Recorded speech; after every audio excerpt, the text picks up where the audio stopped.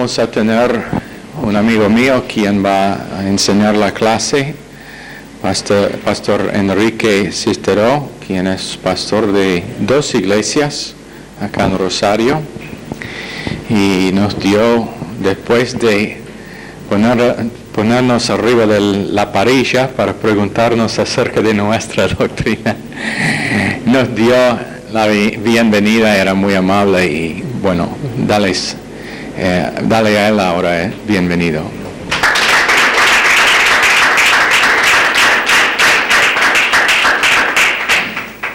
Gracias. Buenas tardes. Gracias, Pastor Richard, por esta invitación que me honra. Me siento bien por la invitación.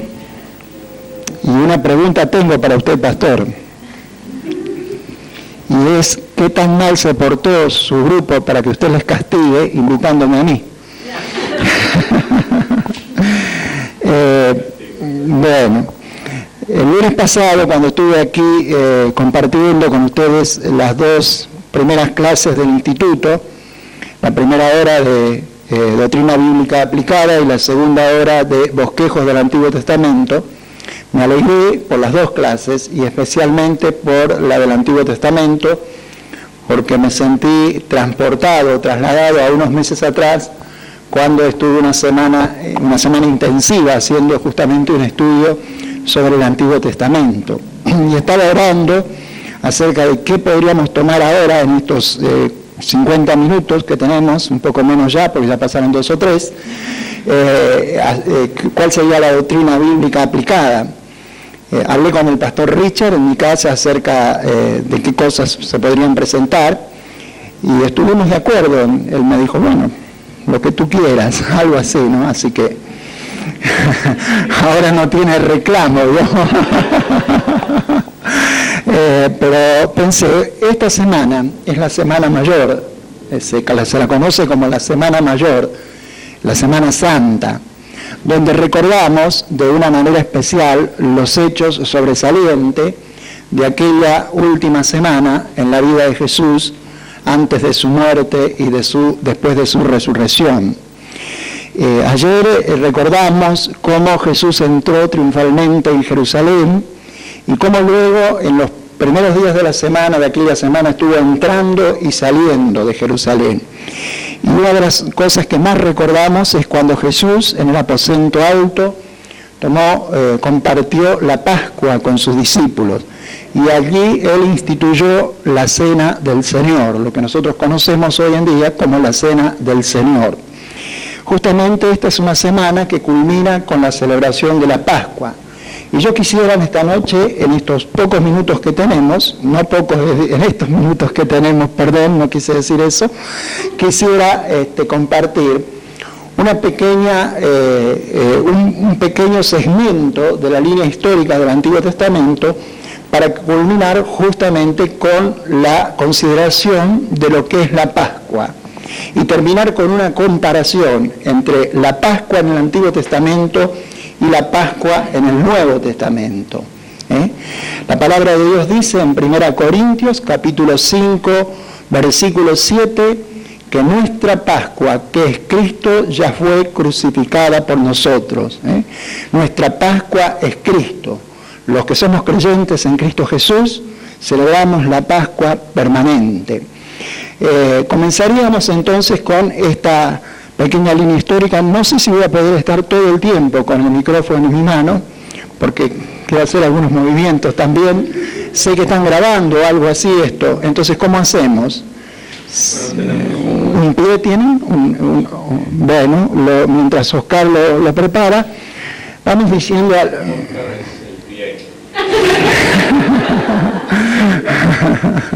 Muy bien. Comenzamos entonces con una pequeña línea histórica del Antiguo Testamento. El Antiguo Testamento tiene 39 libros, ¿verdad?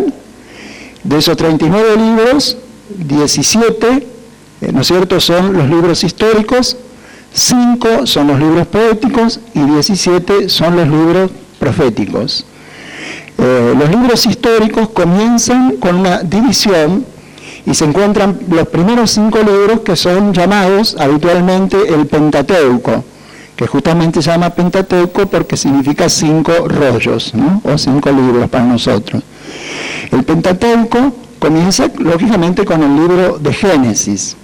Y el libro de Génesis trata, en sus primeros 11 capítulos, trata la creación, la caída. Después encontramos en el capítulo 7 el diluvio, y después, un poco más adelante, encontramos la historia de la Torre de Babel, la confusión de lenguas, la dispersión de la gente y el comienzo, por lo tanto, de las naciones. Entonces, los primeros 4 eventos sobresalientes del Génesis son creación, caída, diluvio y naciones. ¿Por qué no lo decimos todos juntos? Creación, caída, diluvio y naciones. Otra vez, por favor. Creación, caída, diluvio y naciones. Hay que decirlo con entusiasmo, ¿no? Entonces vamos a decirlo con entusiasmo, estas primeras 4 palabras. La palabra creación tiene que ser con mucho entusiasmo, porque no es una creación pequeña. Lo que Dios hizo fue la creación del universo entero. Entonces decimos creación. Y después, medio como desanimado, decimos caída. Después decimos diluvio, sorprendentemente diluvio, y después decimos naciones. Y en el capítulo 12 de Génesis comienza una historia que comienza más o menos unos 4.000 años atrás. El número no es exacto, pero se toma para poder guiarnos unos 4.000 años atrás, 2.000 más o menos antes del nacimiento de Cristo y 2.000 de nuestra era cristiana, por decirlo así. Eso es aproximado, ¿no es cierto? La historia de Génesis en adelante, el capítulo 11, comienza con el llamamiento de un hombre, que ustedes saben bien porque están estudiando el Antiguo Testamento. Su nombre era... ¿Cómo? Abraham. Y hay 3 personas que son mencionadas en el peregrinaje o en la marcha de Abraham, según Dios le había llamado. Y estas 3 personas son justamente Abraham, Sara y Lot. Salen de Ur de los Caldeos, una ciudad que está en el sudeste, ¿no es cierto?, del mapa antiguo, cerca del Golfo Pérsico. Van marchando a través de 2 grandes ríos, el Tigris y el Éufrates, hacen una especie de vueltita arriba del mapa, y luego la geografía sigue por Galilea, por el mar de Galilea, por el río Jordán, el mar Muerto y el mar Mediterráneo. Y entre esas partes se establece un lugar que es la tierra prometida, que es la tierra de Israel. La historia continúa con el nacimiento de Ismael y también de Isaac. Y sigue la historia con Esaú, Jacob y José. Y José, ¿cuál es la historia? Un día dijo, me voy a ir a otro país, dijo José. Y entonces empezó a averiguar los precios de las aerolíneas, a ver cuál era la más barata, y se fue a Egipto. Y después, cuando estaba allá, dijo, qué bueno que es esto. Y entonces trajo toda su familia. José fue vendido por sus hermanos, fue llevado a Egipto. En Egipto fue prosperado por Dios, y cuando vino la Gran Depresión, ¿no es cierto?, entonces su familia, Jacob y toda su familia, sus hermanos y su padre Jacob llegaron también a Egipto, y entonces comienza la historia con el llamamiento de un hombre, sigue con una familia, y de Egipto sale un pueblo que estaba en esclavitud. La historia de Génesis termina con el pueblo de Israel allí en Egipto, ¿no es cierto? Lo que sigue después está en el libro de Éxodo, y es lo que nosotros vamos a ver esta noche para poder hacer después una aplicación de la Pascua. Si nosotros preguntáramos a una persona cuál es el acontecimiento más importante del Antiguo Testamento, podrían decir varios. La creación, por ejemplo, uno podría decir la creación, si no fuera por la creación no estaríamos aquí, por ejemplo, ¿no? Pero si le preguntamos a un judío cuál es el evento más importante del Antiguo Testamento, sin duda va a responder la Pascua, porque la Pascua marca el comienzo de la nación de Israel, en cierta manera, ¿verdad? Y la Pascua es una fiesta que Dios estableció para que el pueblo recordara siempre la manera maravillosa en que Dios intervino a favor de su pueblo, sacándole con poder, y como decía Stan el otro día, el lunes pasado, prosperándolo y llevando un montón de riqueza de los egipcios y todo lo demás. Entonces el acontecimiento más importante en este contexto del Antiguo Testamento sería la Pascua. Ahora, si preguntamos cuál es el acontecimiento más importante del Nuevo Testamento, yo creo que la mayoría coincidirían, y todos nosotros coincidimos, es que es la muerte y resurrección de nuestro Señor Jesucristo. Amén. Entonces vamos a mirar un poquito el libro de Éxodo, vamos a ver la Pascua, y ahora sí yo voy a necesitar el... Aquí nomás, porque tengo que moverme un poco.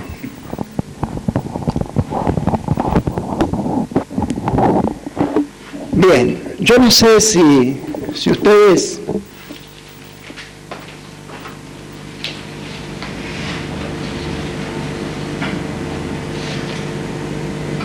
Yo no sé si ustedes están acostumbrados a moverse mientras están en clase. Reitero, pedí permiso al pastor Wood y él me dijo, hágalo como usted quiera. Entonces, ahora, vamos a través de algunas palabras claves y también algunos ademanes, vamos a fijar todo el segmento de esta noche, es decir, el segmento del Antiguo Testamento que involucra, que contiene la Pascua. Esto es parte de un estudio que tiene 74 palabras claves a través del Antiguo Testamento y tiene, por lo tanto, otras 74 ademanes o señales que hacemos con las manos para poder ilustrar y para poder aprender mejor esas palabras claves. Yo podría decirles esas 74 palabras en 2 minutos y medio más o menos, pero no lo voy a hacer porque si no, no me queda tiempo para lo demás. Pero sí vamos a hacer las palabras claves, gracias, de este segmento que va desde la salida de Egipto hasta la construcción del tabernáculo. Después ya comienza el desarrollo del libro de Levítico. El libro de Éxodo tiene desde la salida de Egipto, por eso mismo se llama Éxodo, y va hasta el tabernáculo al principio de Levítico. Después vienen las leyes y los sacerdotes, que son los levitas, las leyes y sacrificios y todo lo demás, ¿no es cierto? Todo el libro de Levítico prácticamente está dedicado a cómo se fueron instituyendo todas esas cosas. Así que, como dijimos, Israel está en Egipto por 400 años, sufriendo una esclavitud en Egipto. Estaban esclavos en la tierra de Egipto. Esta palabra esclavitud es muy importante porque después, cuando veamos la Pascua del Nuevo Testamento, vamos a aplicarla a nosotros, a todos los que somos de Cristo. Ahora, la primera palabra clave en esta noche es esclavitud. Y yo les voy a decir una cosa. Para hacer este estudio, la primera regla para poder aprenderlo es no tomar apuntes. Esta es la primera regla, no tomar apuntes. Así que guarden sus carpetas, guarden sus papeles, guarden todo. Tengan las manos libres. No tomen apuntes porque los van a aprender sin necesidad de tomarlos. Y hagan conmigo lo que yo hago. Pónganse de pie, por favor. Y vamos a decir entonces, la primera cosa que encontramos en el libro de Éxodo es un pueblo que está esclavo ¿por cuántos años? Por 400 años. ¿Cuántos años de esclavitud? 400. ¿Ustedes tienen miedo de hablar? Yo pregunté al pastor si podían hablar. Y él me dijo, sí, acá no hay ninguna cárcel ni nada de eso. Entonces, ¿cuántos años de esclavitud? 400 años. Y vamos a hacer así con las manos, como si hiciéramos corchetes, arriba la cabeza, y decimos 400 años. Si dijéramos 4.000, los abriríamos más, pero decimos 400 años, a la altura de los hombros. A ver cómo lo decimos. 400 años. ¿Cómo estuvieron esos 400 años? ¿En qué? Esclavitud. Y entonces hacemos así, esclavitud. Entonces, 400 años, esclavitud. Mientras estaban en esclavitud, ellos clamaban, ¿no es cierto?, a Dios, y Dios envió un libertador. Llamó a un hombre que se llamaba Moisés. Y hay muchas cosas que Dios dio a Moisés para avalar su autoridad como el enviado de Dios. Y una de las cosas más notables de Moisés fue su vara. La vara de Moisés, que era en cierta manera el símbolo de su autoridad. Autoridad que por supuesto le había delegado Dios mismo. Entonces, la vara de Moisés simbolizaba autoridad. Entonces, cuando queremos nombrar a Moisés, extendemos la mano como tomando una vara, la levantamos y decimos con autoridad, Moisés. Algunos dicen, Moisés. No es autoridad eso. No es autoridad. Entonces decimos, a ver, con la mano extendida así, Moisés. Tomamos la vara y la levantamos. Moisés. ¿Y cuál era el mensaje que Dios traía para el faraón por medio de Moisés? Deja ir a mi pueblo. Ese era el mensaje que Moisés estaba transmitiendo una y otra vez, una y otra vez. Deja ir a mi pueblo. A ver, deja ir a mi pueblo. Entonces Moisés decía, deja ir a mi pueblo. ¿Se animan a hacerlo? Claro que sí. De izquierda a derecha. Deja ir a mi pueblo. Pero Moisés no se reía cuando decía eso. A ver. Deja ir a mi pueblo. ¿Y qué decía el faraón una y otra vez? No. Entonces ponemos las manos así como si fuera un niño caprichoso y decimos no. No. Entonces, deja ir a mi pueblo. No.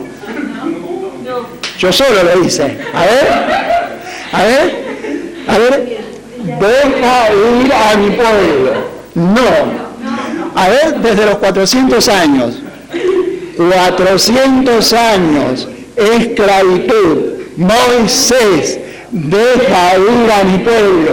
No. Muy bien. Ahora formen parejas y practíquenlo primero uno y después el otro, por un momento. Bueno, adelante. Practiquen.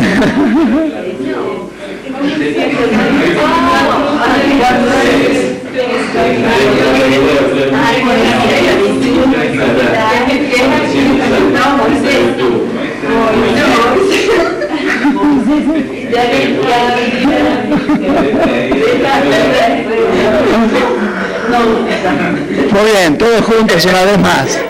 A ver, 400 años, esclavitud, Moisés, deja ir a mi pueblo. No, tomen asiento, por favor. La cosa que te puedo decir, pastor, es que todos ellos saben bien el no.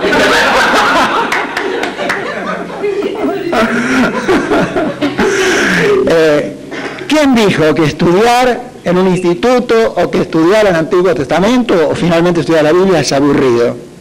¿Alguien lo dijo alguna vez? ¿Verdad que no? Es divertido, estamos riendo mientras estamos estudiando. Cada una de las respuestas negativas del faraón era seguida de ¿qué cosa? Una plaga. Entonces tenemos en el Éxodo una parte de la Biblia que nos habla de las 10 plagas. Ahora, las 10 plagas no fueron un capricho de parte de Dios, no mandó las plagas caprichosamente. En primer lugar, Éxodo dice de parte de Dios, ejecutaré mis juicios. Sobre cada negativa del faraón, Dios ejecutaba juicio, mandando siempre una plaga que, como dije recién, no era algo caprichoso. Los egipcios tenían muchos objetos de culto, tenían muchos cultos, y entonces cada una de las plagas estaba respondiendo a una de esas deidades o a esos cultos. De esta manera Dios estaba estableciendo para los egipcios que Él era el verdadero Dios, que Él era el que prevalecía sobre cualquier otra deidad o sobre cualquier otro culto. Por ejemplo, los egipcios adoraban el Nilo, y entonces el Nilo se convierte en cierta oportunidad en sangre. Adoraban el sol, y entonces viene la plaga de tinieblas. Es decir, y sería interesante alguna vez estudiar cada plaga aplicada a un objeto de culto, donde Dios a través de la plaga destruía en cierta manera la credibilidad de aquella gente en ese objeto de culto que a través de las plagas les fallaba, mientras que Dios prevalecía. Entonces nosotros, para seguir haciendo palabras claves y alemanes, vamos a decir 10 plagas. ¿Cómo vamos a decir? 10 plagas. Y vamos a señalarla con una. Vamos a tomar una de las 10 y vamos a tomar la plaga de piojos. Pero no la vamos a señalar así. Bueno, hay que ayudar a René. Es una de las plagas que había en Egipto. No sé cómo es en inglés la palabra. Bueno, la palabra plagas. Pero piojos también. Bueno, entonces vamos a hacer la señal de plaga. Vamos a decir 10 plagas y vamos a hacer así al mismo tiempo que lo decimos, como si estuviéramos quitando de nosotros. Yo no creo que ustedes estén acostumbrados a quitarse. Entonces vamos a decir 10 plagas. En un momento más van a volver a pararse, pero ahora vamos a decir 10 plagas. A través de las 10 plagas llega finalmente la plaga, o mejor dicho, la muerte de los primogénitos. En aquella noche maravillosa donde Dios establece la Pascua, se produce la muerte de los primogénitos, y también Dios dice a su pueblo, advierte que esa va a ser la sentencia de Dios, y pide a los israelitas que sacrifiquen corderos por familias, y que con la sangre de los corderos marquen los dinteles y los postes de la puerta, y entonces Dios pasaría por, el ángel de la muerte pasaría por alto, es decir, pasaría de largo, donde estuvieran las puertas marcadas de esta manera. Y aquella noche, a través de las muertes de los primogénitos, finalmente el faraón permitió que Israel saliera en libertad, aunque después lo volvió a seguir. Entonces, a esto se llama la Pascua. Y uno de los significados de la palabra Pascua, creo que en inglés sería Passover, algo así, que significa pasar por alto. Y entonces hacemos la señal de Pascua diciendo la palabra y hacemos este gesto, pasar por alto. Pero no por acá, sino por alto, por arriba. Pasar por arriba, pasar por arriba. Después que se establece la Pascua, los israelitas salen con mano poderosa de Jehová, llegan al borde del Mar Rojo y de pronto se encuentran encerrados. Por un lado montañas, por otro lado montañas, al frente el Mar Rojo, y detrás de ellos se sentía el ruido de los carros del faraón, que otra vez se había arrepentido y salía a perseguirlo. Bueno, así está toda la historia del clamor del pueblo, del pueblo reprochando a Moisés para que le sacó eso que ustedes ya saben. Entonces Dios clama a Moisés y Dios le dice: di a los hijos de Israel que marchen. Cuando Moisés levanta su brazo con la vara, ¿no es cierto?, ¿qué pasa? ¿Qué pasa con el Mar Rojo? Las aguas se abren. Y entonces, después de decir Pascua, decimos así: Mar Rojo. Así, Mar Rojo. Y entonces recordamos que el Mar Rojo se abrió. A ver, vamos a ir entonces desde Pascua, desde 10 plagas hasta Mar Rojo. Pónganse de pie otra vez. Estoy mirando el reloj, estoy mirando el reloj, ando bien con el tiempo.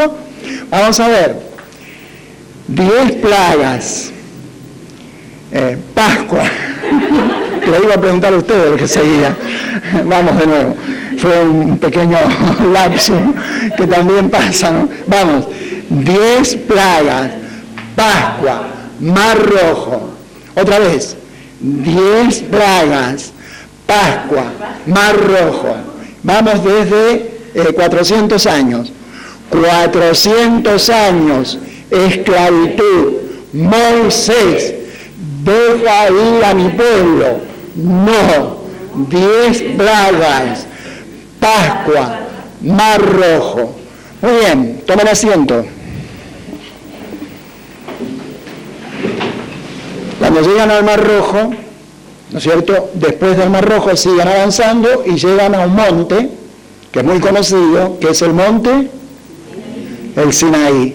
Llegan al monte Sinaí. Y allí encontramos toda la historia, como Dios llama a Moisés a la cumbre del monte, y mientras el pueblo se desenfrena abajo, ¿verdad? Dios entrega a Moisés las tablas de la ley. Entonces llegan al monte Sinaí y Dios le da allí, en el monte Sinaí, 2 cosas muy importantes para el pueblo de Israel. La ley, que era la forma de regular la vida del pueblo, y también le da los planos o los lineamientos para la construcción del tabernáculo. El tabernáculo iba a ser en todo el peregrinaje el centro de la vida espiritual de Israel, porque allí en el tabernáculo iban a servir los levitas, que se constituirían en los sacerdotes, que serían los encargados de administrar los sacrificios y llevar adelante los festivales, las celebraciones, de acuerdo a todo el lineamiento que Dios les había dado. Entonces tenemos que cuando cruzan el Mar Rojo, llegan al monte Sinaí, así es la señal, monte Sinaí.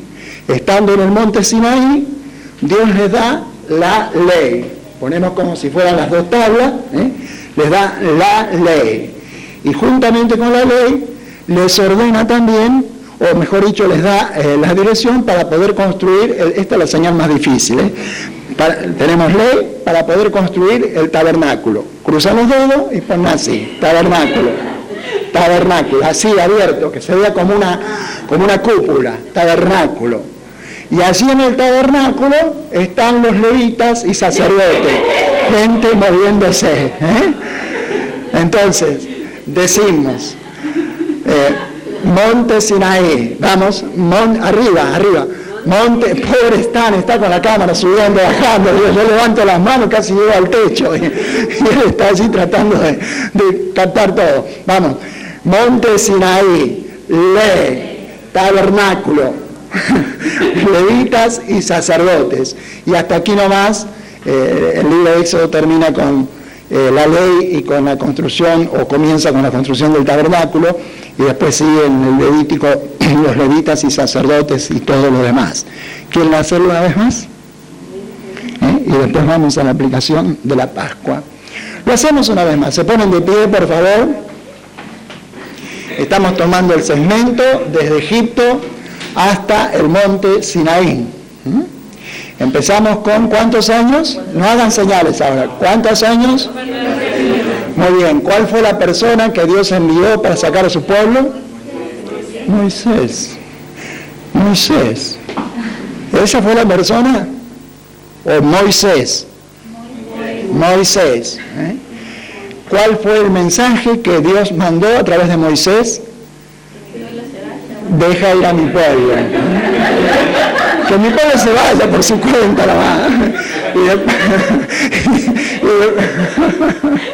y como decía Stan el lunes pasado, de paso que tomen, vayan a la egipcia y digan, dame una lajita, dame algo para llevar, ¿no? Más o menos así fue lo que dijo Michelle, que mi pueblo se vaya. Y el faraón decía siempre, sí, no. Y entonces Dios envió 10 plagas. Allí se establece, cuando la liberación se recuerda a través de la Pascua, que significa pasar por alto. Y finalmente cruzan el Mar Rojo, llegan al monte Ajá, yo creo que en el Carmelo. Llegan al monte Sinaí y allí reciben dos cosas muy importantes, la ley y el tabernáculo. Entonces vamos, 400 años, que sigue después, perdón. Vamos, 400 años, esclavitud, Moisés, deja ir a mi pueblo, no, 10 plagas, Pascua, Mar Rojo, Monte Sinaí, ley, tabernáculo. Ahora yo voy a hacer las señales y ustedes van a decir las palabras. A ver cómo es. Bueno. 400 años esclavitud, Moisés, deja ir al pueblo, no, 10 plagas, pasas por alto, Mar Rojo, tabernáculo,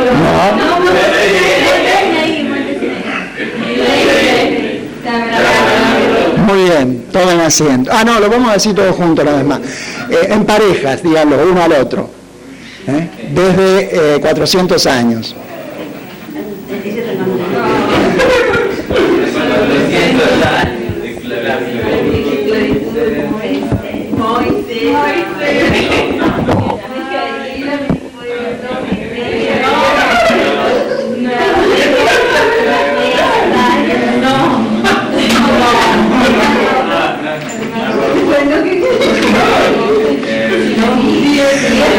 Hagámoslo juntos una vez más, por favor. Miren hacia acá adelante. Vamos, aquí estoy. Vamos.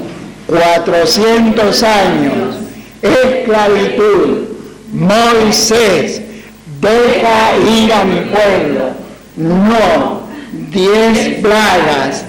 Pascua. Mar Rojo. Monte Sinaí. Ley y tabernáculo. Tomen asiento, por favor.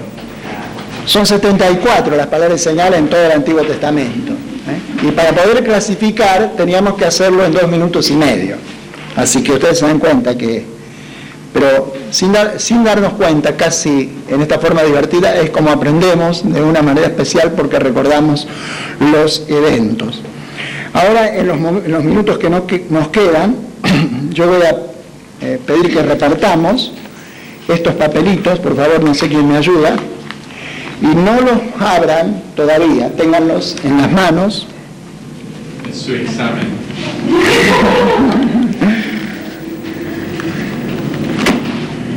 Bien.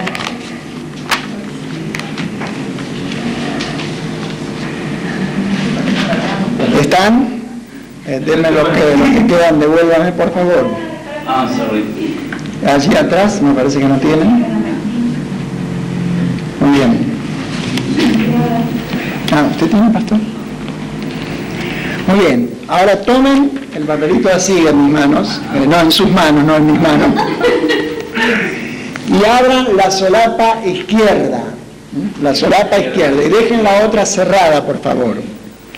Y aquí, en la solapa, en la primera parte, si nosotros tuviéramos un retroproyector, estaríamos proyectándolo, pero no tenemos, por lo tanto miramos solamente, por favor, no abran lo demás. Aquí son poquitos, es decir, son pocos. Cuando hay muchos, siempre alguno tiene la tentación de mirar lo que sigue, ¿no es cierto? Pero yo sé que ustedes no lo van a hacer. Mientras tanto, miramos la primera columna, que es la Pascua en el Antiguo Testamento. Y yo quisiera, si alguno es rápido, si hay hermanos rápidos para encontrar los pasajes, que alguien busque Éxodo, capítulo 12, versículos 3 y 6. No 3 al 6, versículos 3 y 6. Otro hermano o hermana puede buscar Éxodo capítulo 12, versículo 5. Otro, versículo 12, también el capítulo 12. Todo esto está en el capítulo 12 de Éxodo. Otro hermano, el versículo 3. Y otro, el versículo 23.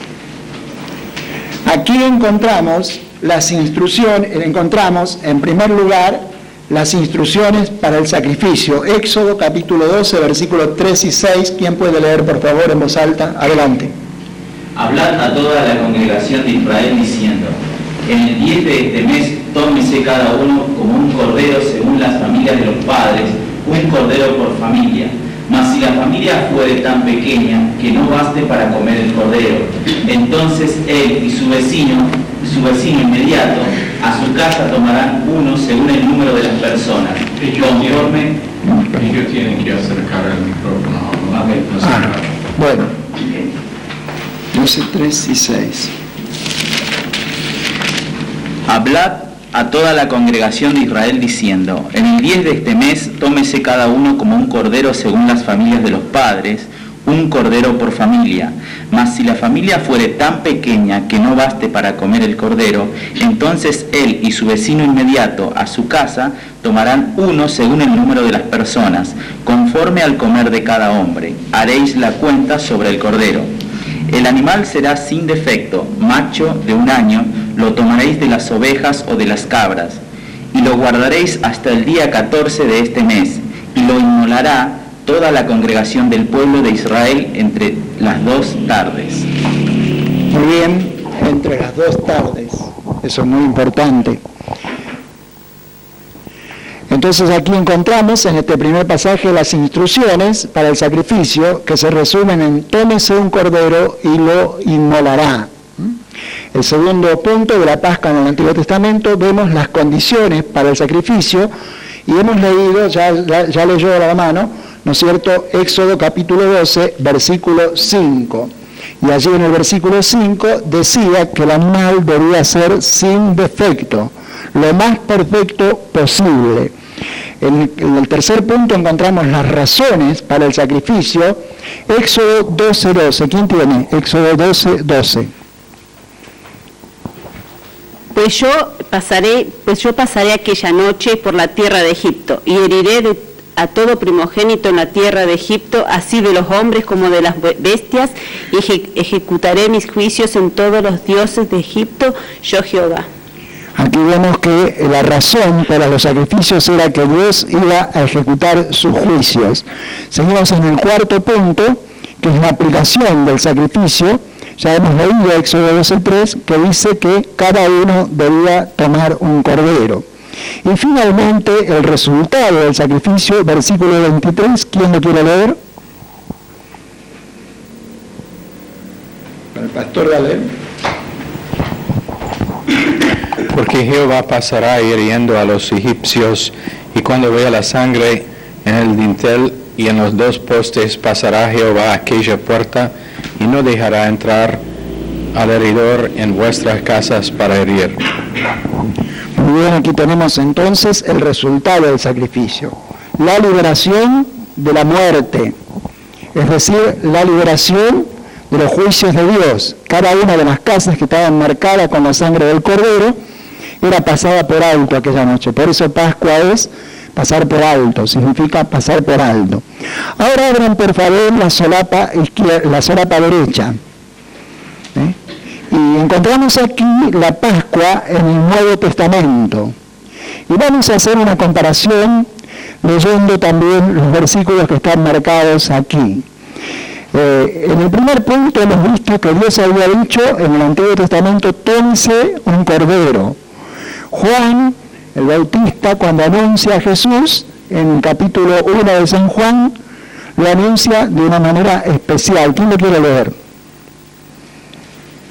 ¿Alguno de ustedes? Michelle. San Juan 1:21. El siguiente día vino Juan a Jesús que venía a él y dijo: He aquí el Cordero de Dios que quita el pecado del mundo. Muy bien.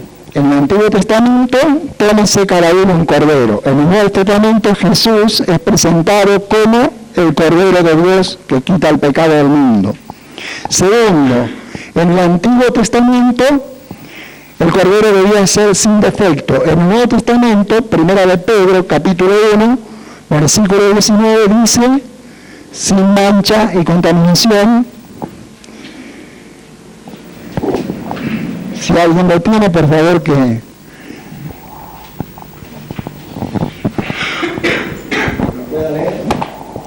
Sino con la sangre preciosa de Cristo, como de un cordero sin mancha y sin contaminación. Muy bien. Vemos entonces que, así como en el Antiguo Testamento, el Cordero sin defecto, también en el Nuevo Testamento Jesús es presentado como el Cordero de Dios sin mancha y sin contaminación. En 2 Corintios 5:21 dice, al que no conoció pecado, por nosotros lo hizo pecado para que nosotros fuésemos hechos justicia de Dios en él, ¿verdad? Y entonces vemos entonces que Jesús, ¿no es cierto?, fue sin defecto, sin mancha, sin contaminación. El tercer punto, la razón del sacrificio, ejecutaré mis juicios. En Hebreos capítulo 9, el libro de Hebreos es uno de los libros que más me gusta de la Biblia. Hebreos capítulo 9, versículo 27, dice, está establecido que los hombres mueran una vez y después el juicio. Y luego en el capítulo 4 tenemos la aplicación del sacrificio. Cada uno un cordero. Dice Juan capítulo 3, versículo 3, el que no naciere de nuevo no puede ver el reino de Dios. Cuando Jesús estaba en los primeros tiempos de su ministerio terrenal, una noche se le acercó un hombre, un principal entre los judíos, aquel hombre llamado Nicodemo, y comenzó a traerle a Jesús algunas preguntas muy importantes. ¿Cómo haré para heredar la vida eterna? Mejor dicho, ¿cómo haré? Eso se lo preguntó el joven rico. Nicodemo le preguntó cómo puedo entrar en el reino de Dios. Y Jesús introduce, a la verdad, con Nicodemo, una de las doctrinas más profundas del Nuevo Testamento. Y no solamente una de las doctrinas más profundas, sino la doctrina esencial del Nuevo Testamento, que es la doctrina del nuevo nacimiento. Y entonces Jesús dice, el que no naciere de nuevo, no puede ver el reino de Dios. Y entonces, en aquel momento, Jesús estaba estableciendo la doctrina de dos cosas. Primero, que es preciso nacer otra vez para poder entrar en el reino de Dios. Y segundo, que es posible nacer otra vez. Y es posible nacer otra vez cuando uno tiene aplicada sobre su vida el valor de la sangre que Jesucristo, el Hijo de Dios, como Cordero de Dios, derramó por cada uno de nosotros allá en el Gólgota hace más de 2000 años. Jesús murió por mis pecados. Jesús murió por tus pecados. En verdad, Él murió por los pecados de todo el mundo.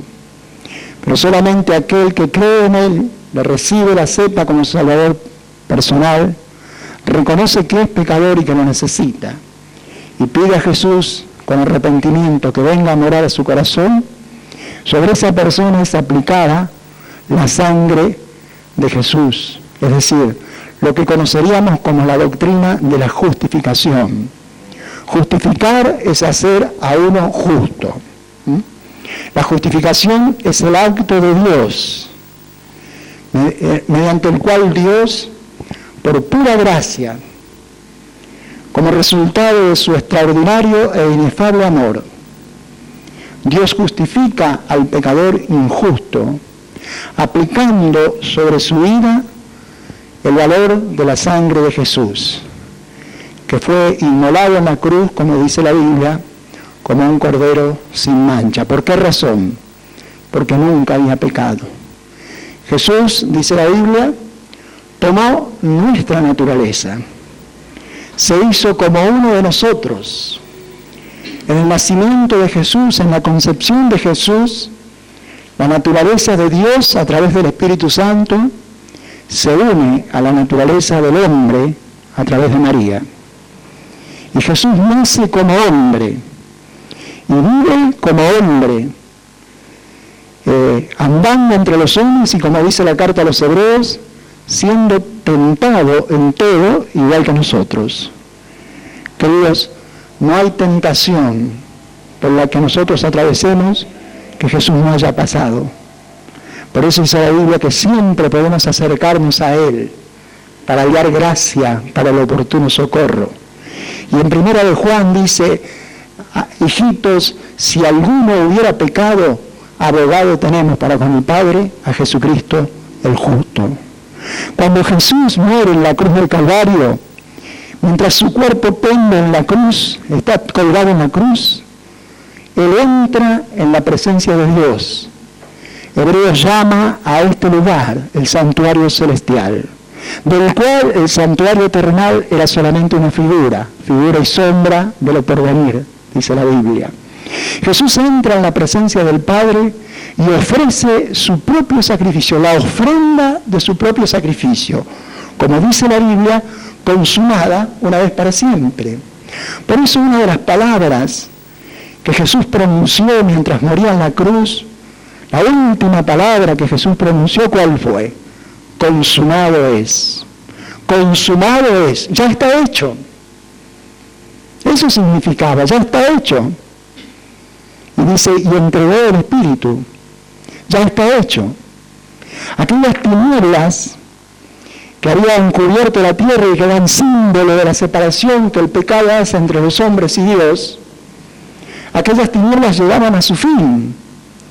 Allí en la hora novena, hubo tinieblas sobre toda la faz de la tierra desde la hora sexta hasta la hora novena, y llegaban a su fin. ¿Por qué razón? Porque Jesús decía, consumado es, ya está hecho, ya no hay más separación, el velo del templo se parte en dos, Dios abre el camino hacia el lugar santísimo que ya no queda más vedado para el pueblo, para que todo aquel que en él cree pueda recibir el perdón de sus pecados y entonces no necesite otro sacerdote más que el gran mediador. Hay un solo Dios y un solo mediador entre Dios y los hombres, Jesucristo hecho hombre. De manera pues que cuando Jesús muere en la cruz del Calvario, Él hace todo lo necesario para que el hombre pueda ser libre de la esclavitud del pecado. Y esa es la Pascua que tenemos los creyentes. Jesús, el Cordero de Dios, que quita nuestros pecados, que nos libra de la esclavitud del pecado, en un sacrificio perfecto, y por eso también dice la carta a los Hebreos, no queda más sacrificio por el pecado. Ya está hecho. Por favor, abran la última parte del papelito, la parte de abajo.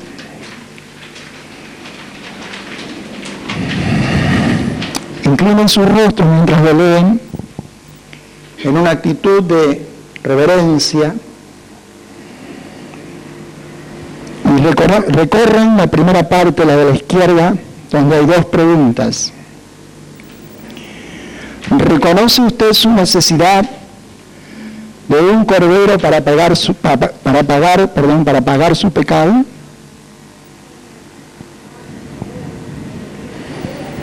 La segunda pregunta: ¿ha puesto usted alguna vez la sangre sobre su puerta al recibir personalmente a Cristo Jesús como su Cordero Pascual, como su Salvador? Si hubiera aquí alguna persona que nunca recibió a Cristo en su corazón, esta es una excelente oportunidad para que pudiera hacerlo. Y poner allí en ese renglón diciendo, yo hoy recibo a Jesús. La segunda columna, la de la derecha, si ya lo había hecho antes, quizás todos los que estamos aquí ya lo hemos hecho antes, ¿por qué no darle gracias a Dios ahora mismo por ese regalo maravilloso que Él le dio? Si usted recibió a Cristo, ahora mismo ponga su nombre y fecha para toda la eternidad. Si no lo ha hecho en este momento, que lo ha hecho antes, simplemente no lo haga, no ponga su nombre, mantenemos las cabezas inclinadas y estamos dando gracias a Dios porque Jesús, el Cordero de Dios que quita el pecado del mundo, ya fue inmolado por nosotros. Y esa es nuestra Pascua. Esa es la Pascua que celebramos, no un domingo al año, sino permanentemente. Pastor, ¿usted quiere guiarnos en oración de gratitud? Señor, te damos gracias por esta oportunidad de compartir este tiempo y para la grandeza de nuestra salvación, que es una obra completa, que no necesita más ni de nosotros, ni de sacerdotes humanos, ni de los sacrificios de animales, pero algo que Cristo cumplió una vez para siempre por cada uno de nosotros. Le damos gracias por ese hecho, por la visita de Pastor Sisteró y por esta clase y especialmente por lo que significa esta parte del año. En el nombre precioso del Cordero tuyo. Amén. Ok, Tengo, no era todo el bosquejo, cuando empecé a mostrar a los hermanos dije, este es todo el bosquejo. Entonces faltaba desarrollar, pero tengo aquí algunas hojas, hay 3 hojas, la primera hoja contiene toda la caminata, a la parte de arriba no se fijen, no le presten atención, tiene todas las 74 palabras y 74 señales y también la ubicación de los libros. La segunda hoja tiene 7 beneficios que resultan de leer su Biblia, y la tercera hoja, por si alguien lo quiere usar, contiene la guía para tomar la decisión de leer el Antiguo Testamento a través de 30 días a través del Antiguo Testamento. Yo creo que lo están leyendo porque lo están estudiando. Yo voy a obsequiarles a cada uno con estas 3 hojas y las demás van a quedar aquí en manos del pastor para que haga con ellas lo que quiera. Si me ayudan por favor a distribuir. Y muchas gracias otra vez por la invitación.